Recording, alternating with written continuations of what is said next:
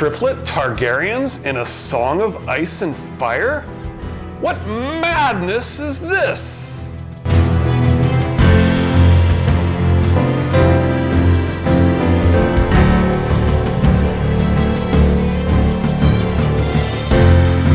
I'm Richard York, Asherah's trueborn son. Welcome back to my channel, discussing unconventional theories about A Song of Ice and Fire, the book series beginning with A Game of Thrones by George R.R. Martin. Please like and subscribe. Spoilers ahead, you have been warned. In our last episode, we talked about Jaime as Oedipus and Cersei following in her biological father's footsteps to become the Mad Queen. In this episode, we will discuss Jaime's brothers of the Kingsguard. Before discussing the older brothers, let's briefly discuss the young brother of the Kingsguard, the valonqar, Sir Loras Tyrell, the Queenslayer. Jaime, the Kingslayer, was the youngest Kingsguard while his father was the powerful lord propping up the regime of the Mad King. Loras, the Queenslayer, is the youngest Kingsguard while his father is the powerful lord propping up the regime of the Mad Queen. The Kingslayer originally took the Kingsguard oath, believing his lover and nearly identical sister, Cersei, would be the next queen. The Queenslayer originally took the oath, believing his lover, Renly, would be king, a king and queen gender swap between the Kingslayer and the Queenslayer.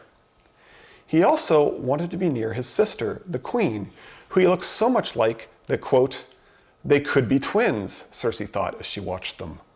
Loras was taller and had a few wisps of soft brown fuzz on his face, and Margaery had a woman's shape, but elsewise they were more alike than she and Jaime. After Robert Baratheon killed Rhaegar, Jaime's sister married the new king, and Jaime continued to watch over her as a Kingsguard. After Stannis Baratheon killed Renly, Loras' sister married the new king, and Loras continued to watch over her as a Kingsguard. When Tyrion, the man Jaime loved, was taken from him, Jaime attacked and killed innocent guards, including Jory Castle. Jory Castle, who earlier had some victories at the Hands tourney before losing to Lothar Brune, died heroically protecting Ned Stark, the father of the King in the North. When Renly, the man Loras loved, was taken from him, Loras attacked and killed innocent guards, including Robar Royce. Robar Royce, who earlier had some victories at the Hands tourney, including defeating Lothar Brune, died heroically protecting Catelyn Stark, the mother of the King in the North. This represents another gender swap between the Kingslayer and the Queenslayer. "He's me," Jaime realized suddenly. "I am speaking to myself as I was, all cocksure arrogance and empty chivalry. This is what it does to you to be too good too young." Yes, Kingslayer, Loras is you, the new young member of the Kingsguard, the new young brother, the valonqar, the Queenslayer. Trust the symbolism. In A Feast for Crows, Cersei has been told that Loras took a quarrel through the thigh and another through the shoulder, a mace blow that broke some ribs, and was doused with boiling oil. Margaery, Tommen, and most readers believe we will see Loras again 2 or 3 books later. Sir Barristan Selmy, Barristan the Bold, disappeared in A Game of Thrones, returned in A Clash of Kings as Arstan Whitebeard, and was revealed as Barristan in A Storm of Swords. Sir Robert Strong, also of the Kingsguard, is Sir Gregor Clegane, the Mountain that Rides. The Mountain died in A Storm of Swords, and has still not been revealed after multiple books. His brother Sandor, the Hound, was also a Kingsguard. He was left for dead in A Storm of Swords, before a man with magical healing gifts came upon him and learned his entire life story and the details of his relationships with both Stark sisters.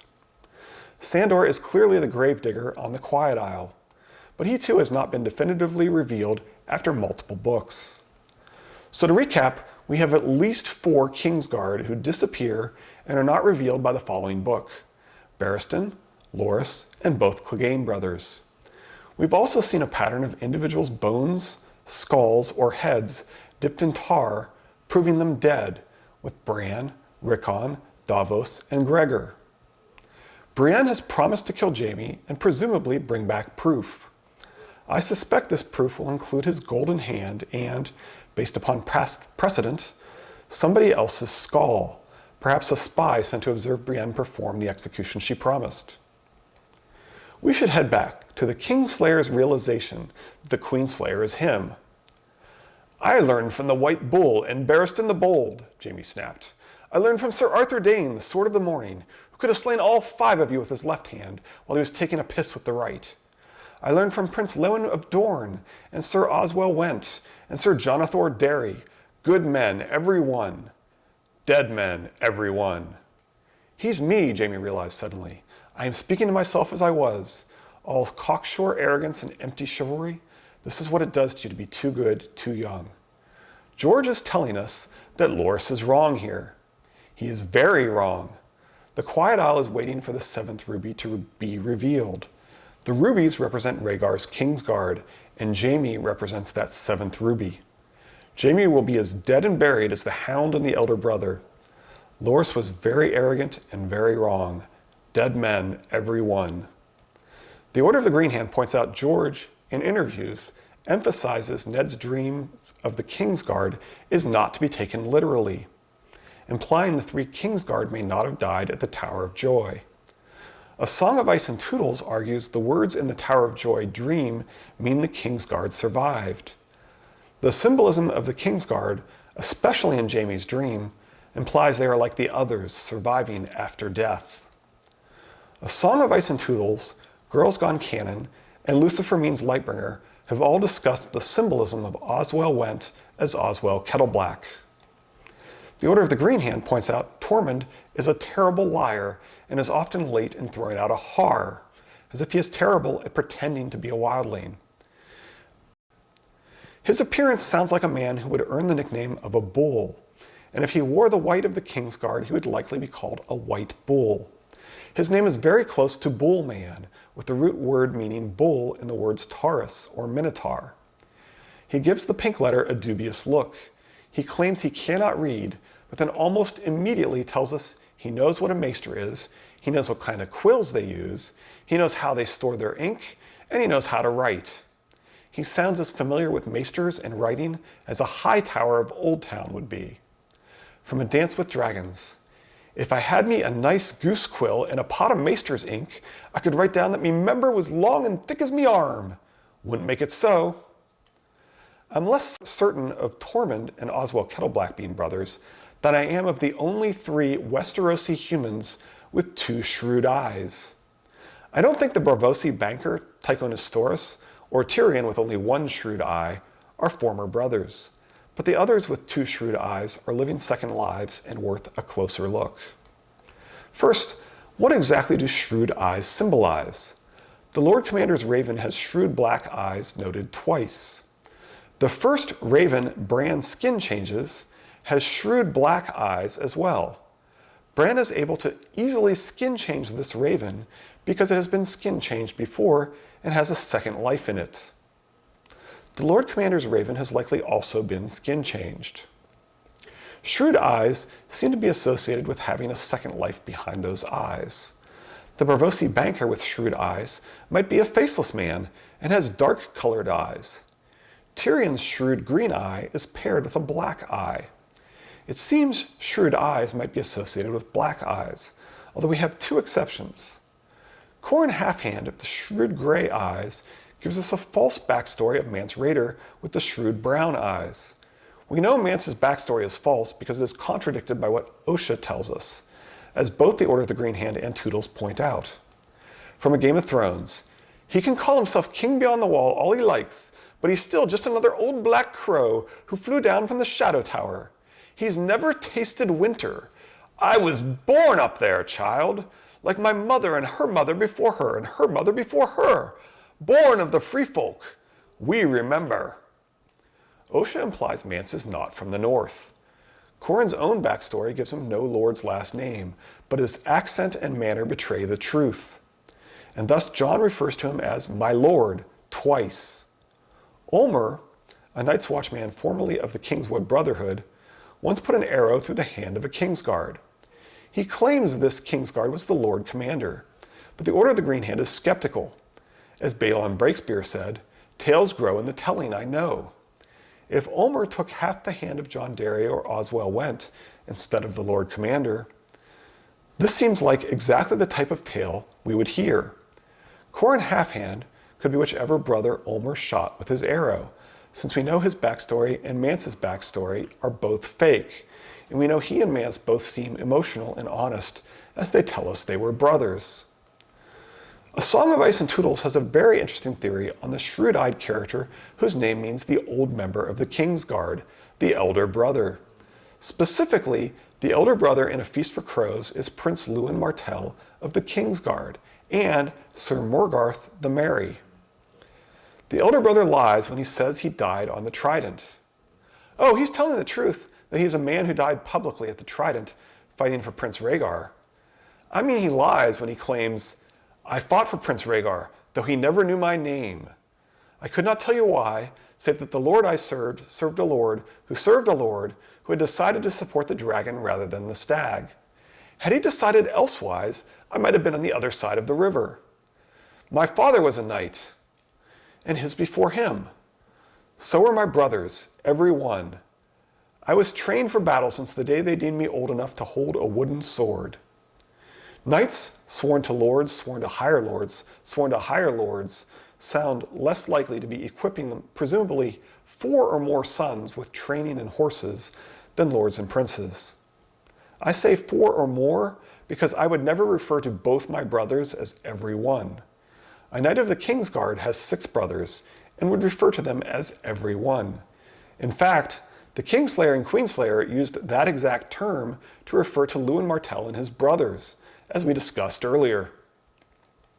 In A Dance with Dragons, we have the point of view of a Dornish prince, so we know a Dornish prince's upbringing as much as the elder brother describes. Quentyn had trained with spear and sword and shield since he was old enough to walk, but that meant nothing now. And the elder brother has a lot of knights as brothers, as a Kingsguard should. There was a strong family resemblance between Quentyn, his apparently very similar father Doran, Marwyn, and the elder brother.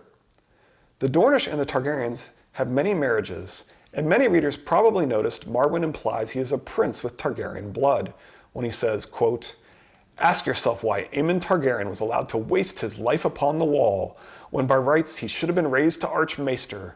His blood was why. He could not be trusted, no more than I can." Quentyn thinks of himself as, quote, "short-legged and stocky, thickly built, with hair the brown of new-turned earth. His forehead was too high, his jaw too square, his nose too broad." Arianne tells Doran that Quentyn looks like you, he thinks like you, and you mean to give him Dorne, don't trouble to deny it. So his thick build and square jaw seem to run in the family. Leo calls Marwyn the mastiff. A mastiff has a square chin, as Cersei tells us when she thinks about her uncle. Thick of waist, round of shoulder, with a square jutting chin that his close-cropped yellow beard did little to conceal, he reminded her of some old mastiff. Notice that Cersei refers to beards as concealing square chins, because that will come up again shortly. When Sam meets Marwyn in A Feast for Crows, Marwyn wore a chain of many metals around his bull's neck. Save for that, he looked more like a dockside thug than a maester. His head was too big for his body, and the way it thrust forward from his shoulders, together with that slab of jaw, made him look as if he were about to tear off someone's head. Though short and squat, he was heavy in the chest and shoulders, with a round, rock-hard ale belly straining at the laces of the leather jerkin he wore in place of robes. Bristly white hair sprouted from his ears and nostrils.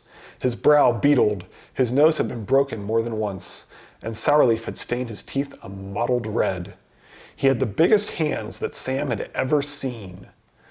So with Quentyn and Marwyn having square heads and jaws, our older brother has a square head and heavy jaw. His head was large and square, his eyes shrewd, his nose veined and red. Though he wore a tonsure, his scalp was as stubbly as his heavy jaw. He looks more like a man made to break bones than to heal one, thought the Maid of Tarth. And later, "You look more like a knight than you do a holy man." It was written in his chest and shoulders and across that thick square jaw. The elder brother has shrewd eyes, and as we said, shrewd eyes are usually black. Alaris the Sphinx and Arianne Martell have big black eyes, and Arianne remembers her uncle as a tall, hard man with black eyes and a widow's peak. Cersei remembers Elia Martell, a Dornish princess with black eyes. With the elder brother, we also get, he leaned forward, his big hands on his knees. So the elder brother has big hands, while Marwyn has the biggest hands that Sam had ever seen. It is also interesting to note the elder brother seems to have some river water magic. Quote, "Those women who do visit come to us sick or hurt or heavy with child. The seven have blessed our elder brother with healing hands. He has restored many a man to health that even the maesters could not cure, and many a woman too." The only other healing river water magic we see are the orphans of the green blood. We sing and play and dance on water and know much and more of healing. My mother is the best midwife in Westeros, and my father can cure warts. Perhaps the magic of the Rhoynar flows in the veins of the orphans and the Martells. Sir Morgoth the Merry is, quote, "a burly fellow with a thick salt and pepper beard, a red nose bulbous with broken veins, and gnarled hands as large as hams." Let me remind you again of the elder brother's description. His head was large and square, his eyes shrewd, his nose veined and red. Though he wore a tonsure, his scalp was as stubbly as his heavy jaw. So the elder brother has a stubbly, heavy jaw, implying fast beard growth, the same red-veined nose, and as we mentioned previously, large hands. Sir Morgoth has a thick beard, exactly the kind of beard that Cersei hints would conceal the square chin of a mastiff. Sir Morgoth looks like the elder brother if, like Arstan Whitebeard, he grew a beard to hide his distinct jaw. After the Hound told the elder brother all about Sansa and Arya, and all of it came pouring out of Brienne, including Sansa Stark, the vow she'd sworn to Jaime, the vow she'd sworn to Lady Catelyn, Oathkeeper, etc., is it any surprise a knight with a beard covering his distinctive jaw, similar to Arstan Whitebeard, shows up in the Vale with two knights, Tootles and Blue Lemons of the Silent Sisters podcast, have both explained are Howland Reed and a glamoured Sandor Clegane, the Hound. But what makes this so intriguing is in Elaine's first chapter in A Feast for Crows. Peter said that Prince Lewin had been sorely wounded by the time the tide of battle swept him to his final dance with Lady Forlorn, but added, "That's not a point you'll want to raise with Corbray, though. Those who do are soon given the chance to ask Martell himself the truth of it, down in the halls of hell." The elder brother's account of when he died similarly has him injured before the final blow and carried by a tide, and Sansa is soon given the chance to talk to Martell himself in her very next chapter in A Feast for Crows. But let's return to the other shrewd-eyed Dornishman with the phony backstory we mentioned previously. When we meet Mance Rayder, he is playing the Dornishman's wife. Our author specifically decided to introduce him with this song about a Dornishman and a wife, perhaps referring to Ned's Dornish wife and her brother. He's in a white tent thrice the size of the largest tent Jon has seen, similar to the White Tower of the Kingsguard. He wears a black and red cloak, a cloak of the Targaryen colors, symbolizing his past and current service to the Targaryens. Trust the symbolism. Jaime says, if you want their help, you need to make them love you. That was how Arthur Dayne did it when he rode against the Kingswood Brotherhood. This describes exactly how Mance has united the Free Folk. Mance Rayder explains how he came to Winterfell. Free riders and hedge knights are always attaching themselves to royal processions in hopes of finding service with the king, and my lute gained me easy acceptance. He laughed. I know every bawdy song that's ever been made north or south of the Wall. If he'd always been at the Wall, he would have no familiarity with royal processions, and probably not know many songs like the Dornishman's wife. But what is really convincing is the way he fights. Glamoured as Rattleshirt, he uses a two-handed greatsword. He uses plate armor effectively, like Barristan. In other words, he fights like the best trained Kingsguard, but with a two-handed greatsword as his specialty. He easily defeats Jon without breaking a sweat. When Jon realizes he has no chance, Jon turns the sword fight into a brawl, which Mance again wins easily.